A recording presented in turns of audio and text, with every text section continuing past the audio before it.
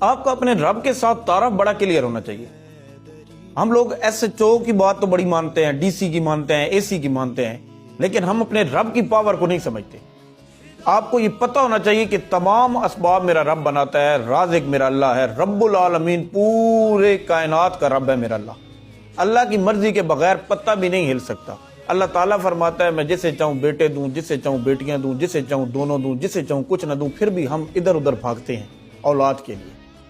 جب اللہ تعالیٰ نے فرمایا ہے، حضور فرمانے لگے کہ رب فرماتا ہے کہ اگر نمک کی ضرورت ہو وہ بھی میرے سے مانگو، پھر بھی ہم ادھر ادھر بھاگتے ہیں۔ ترمذی شریف کے اندر کیا خوبصورت لفظ ہیں کہ اللہ تعالیٰ بیان فرمانے لگا کہ جب کوئی شخص میرے آگے ہاتھ پھیلاتا ہے تو میری یہ غیرت، جلالت، یہ میری عزت یہ گوارا نہیں کرتی کہ میں اس کے ہاتھ خالی لوٹاؤں۔ یہ اللہ کی ہم سے محبت ہے، اور ہم ادھر ادھر گھومتے ہیں اور ان کی پاوریں مانتے ہیں، لیکن ہم اپنے رب کی پاور کو نہیں سمجھتے۔ ہم لوگ رشوت دیں گے، ہم لوگ حرام کھائیں گے، لیکن ہمیں یہ یقین نہیں ہوگا اللہ ہمیں حلال دے گا۔ ہمیں یہ یقین نہیں ہوگا کہ ہم جہاں رشوت دے رہے ہیں اللہ ہمارے حلال طریقے سے کام کرے گا۔ اللہ کے ساتھ آپ کا تعلق کلیئر ہونا چاہیے، بڑا مضبوط ہونا چاہیے، تاکہ کوئی بندہ بھی آپ کا تعلق اللہ کے ساتھ توڑ نہ سکے۔